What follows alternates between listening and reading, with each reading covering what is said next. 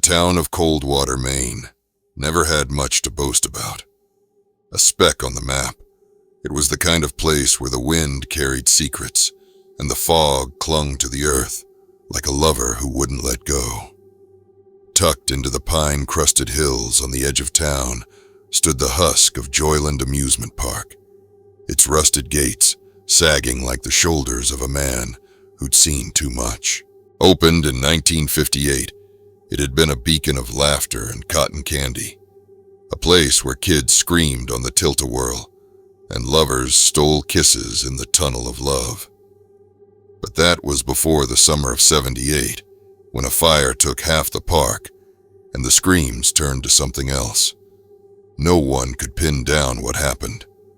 Some said faulty wiring. Others whispered about a disgruntled worker with a can of gasoline.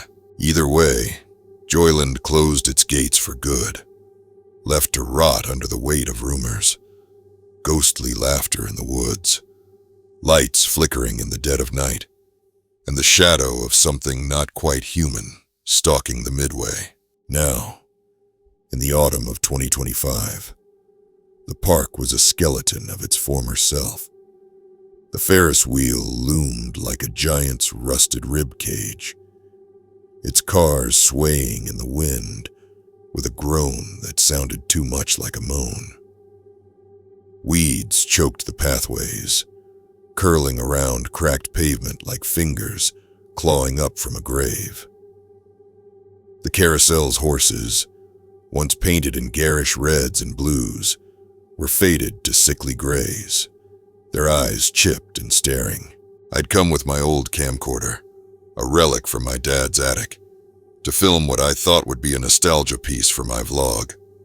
Abandoned places had a way of pulling in views, and Joyland had been on my list for years, but as I slipped through the gap in the chain-link fence, the air turned thick, heavy with the smell of damp earth and something sharper, oil maybe, or metal left too long in the rain. The park didn't feel abandoned. It felt waiting. The first sign something was wrong came before I'd even reached the midway. A faint hum, like a radio tuned to a dead station, buzzed in the distance. I stopped, my boots crunching on gravel, and tilted my head. There it was again. Music, tinny and warped. The kind of carousel tune that should have been cheerful but sounded like it was being played underwater. I swung the camcorder up, the red record light blinking like an unblinking eye. The midway stretched out before me, lined with booths where stuffed animals, once hung as prizes, now draped in cobwebs that shimmered in the dying light. A flicker caught my eye. A bulb on the ring toss booth, pulsing weakly, like a heartbeat struggling to keep going. I moved deeper, the music growing louder, joined by a new sound, a low rhythmic creak. Ahead, the scrambler ride, its cars shaped like rocket ships, was moving. Not fast, not like it was supposed to, but slow, deliberate, the cars swaying as if pushed by an unseen hand.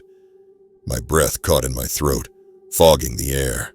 The camcorder shook in my hands as I zoomed in, the lens catching the glint of rust on the ride's frame. No power lines ran to Joyland anymore. The town had cut the grid years ago.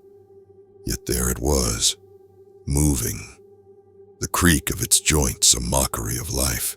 Then I saw it, a shape, just for a second, darting behind the funhouse. Too tall to be a kid, too thin to be a man. It moved with a jerky grace, like a marionette with half its strings cut.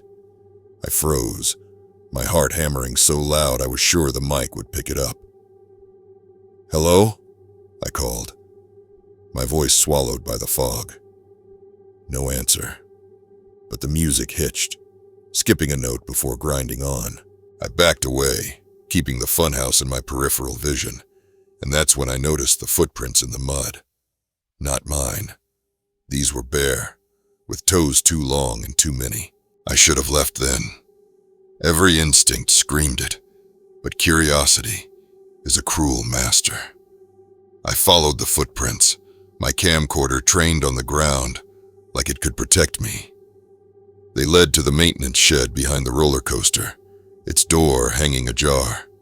Inside, the air was thick with the stench of grease and something sweeter, like rotting fruit. Control panels lined the walls, their screens dark, but for a faint green glow in the corner.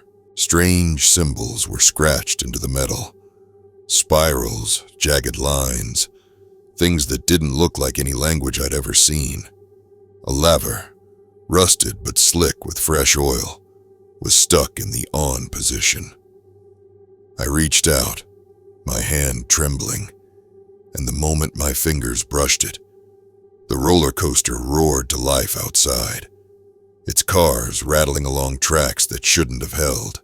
There was no one in the shed, no workers, no vagrants, no signs of life beyond the hum of machinery that had no business running. I stumbled out, my breath ragged, and found myself at the base of the Ferris wheel. Its shadow stretched across the ground, long and thin, like fingers reaching for me. I forced myself to keep filming, panning across the park, catching the flicker of more lights, the groan of more rides waking up. The bumper cars jerked forward in their pen, crashing into each other with no drivers.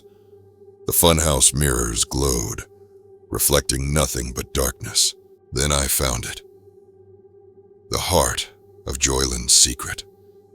Tucked behind the 𝗪𝗪𝗃 was a small, unmarked building, its windows boarded but leaking a sickly yellow light. The door was locked, but the wood was soft, rotting, and gave way under my shoulder.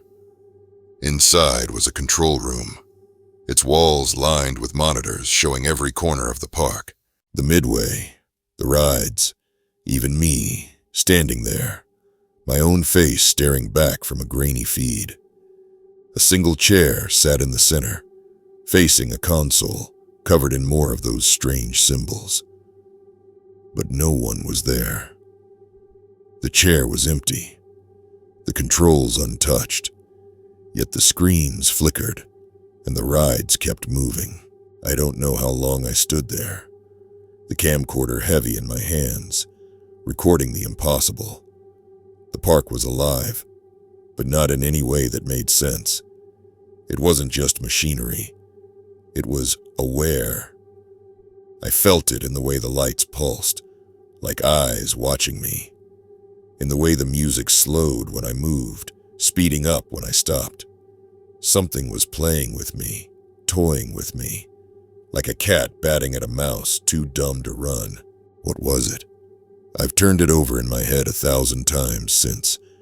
Maybe it was a ghost, some remnant of the fire that never left, feeding on the echoes of joy it once knew.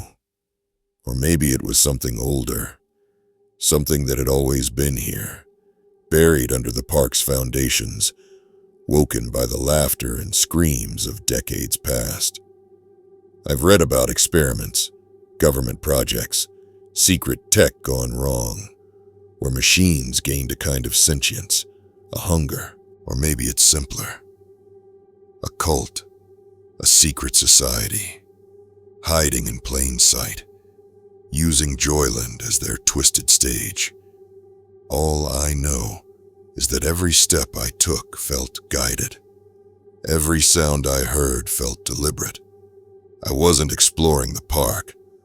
The park was exploring me. I made it out before dawn, my footage intact, but my nerves in shreds. I've watched the video 100 times, looking for answers, but all I get are more questions. What was that figure in the shadows? Why did the rides move when no one touched them? And those symbols, what do they mean? I've posted clips online, and the comments are a mess of theories. Demons, aliens, some kid even said it was a time loop. Joyland stuck in 1978, replaying its last summer forever. I don't know what to believe, but I know this. I'll never go back. Joyland's still out there, rotting in the Maine fog, its lights flickering for no one, or maybe for something. If you're reading this, maybe you've got a theory. Maybe you've heard the rumors, felt the pull of that place. Post it, share it, argue it. But if you go looking, don't say I didn't warn you. The park's waiting, and it's not empty. Something's running the show, and it knows you're coming.